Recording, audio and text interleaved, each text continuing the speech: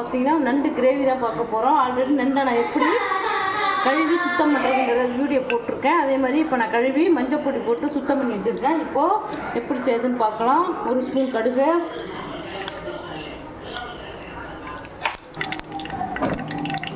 ஒரு ஸ்பூன் சோம்பு,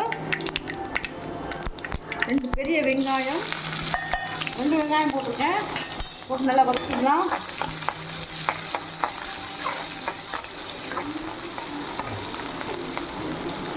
இதோட ஒரு கொத்து கருவேப்பிலை போட்டுக்கலாம்.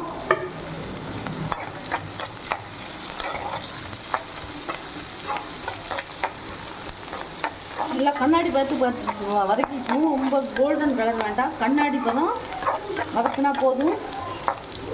இந்த கிரேவி அருமையாக இருக்கும். இது தக்காளி தான் அதிகமாக யூஸ் பண்ண போகிறோம். புளி எதுவுமே கிடையாது.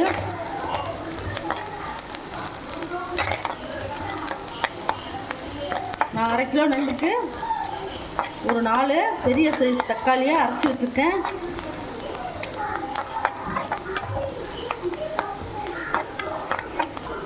இப்போ பாருங்கள், வெங்காயம் நல்லா வதங்கிருச்சு. இப்போது நான் 4 தக்காளி அரைச்சி வச்சுருக்க பேஸ்ட்டு போடுறேன்.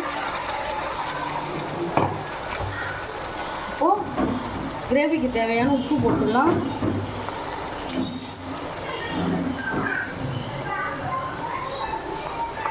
அதையும் நல்லா வதக்கிக்கலாம்.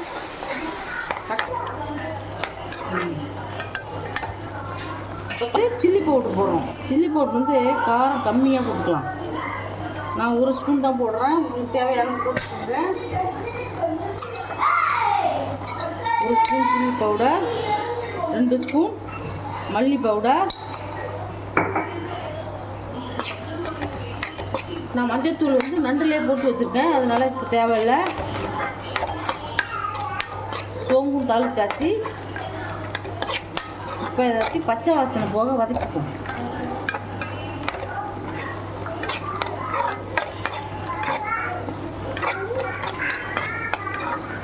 மசாலா கருகிராமல் வதக்கணும், இல்லைன்னா கருகிட்டாக்கா குழம்பு கிரேவி டேஸ்ட்டாக இருக்காது.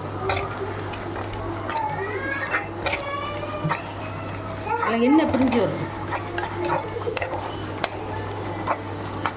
பாருங்க, கிரேவி நல்லா எண்ணெய் பிரிஞ்சு வந்துருச்சு. இப்போ நான் வேக வச்சுருக்கிற நண்டு அதில் போடுறோம்.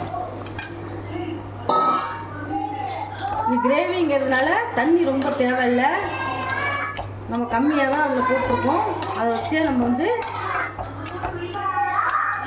அந்த தண்ணியே போதும். இப்போ நீங்கள் வேணால் நான் கரெக்டாக தான் உப்பால் காரம்லாம் போட்டிருக்கேன், நீங்கள் டேஸ்ட்டு பார்த்து போட்டுக்கலாம். இப்போ இதை மூடி வச்சு கொதிக்க வைப்போம். 10 நிமிஷம் கழிச்சு பார்க்கலாம்.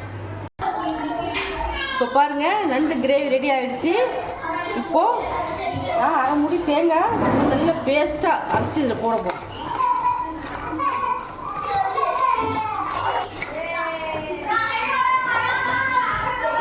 பாருங்கள், இவ்வளோ சூப்பராக இருக்குது பாருங்கள்.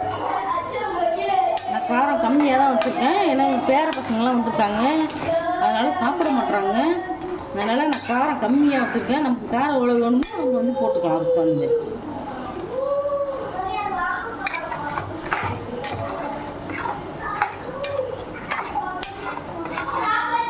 அப்படியே ஒரு கொதிக்கிட்டோம். தேங்காய் நிற்கிறோம். இப்போ பாருங்கள், கொத்தமல்லி தழை தூவி ஒரு பிரட்டிக்கலாம். இப்போ கிரேவி ரெடி ஆகிடுச்சு. இப்போ இதில் நம்ம ஒரு 2 டீஸ்பூன் மேலே தேங்காய் எண்ணெய்,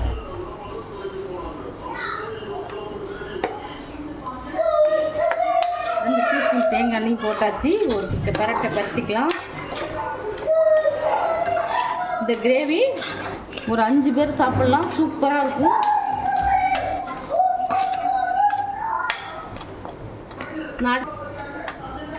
இதே மாதிரி நீங்களும் செஞ்சு அசத்துங்க. இந்த ரெசிபி உங்களுக்கு பிடிக்கும்னு நினைக்கிறேன். இது பிடிச்சிருந்ததுன்னா எங்கள் சேனலை ஷேர் பண்ணுங்கள், லைக் பண்ணுங்கள், சப்ஸ்கிரைப் பண்ணி பாருங்கள். அப்போ தான் நாங்கள் போடுற புது வீடியோலாம் உங்களுக்கு வந்து சேரும். தேங்க்யூ, பாய்.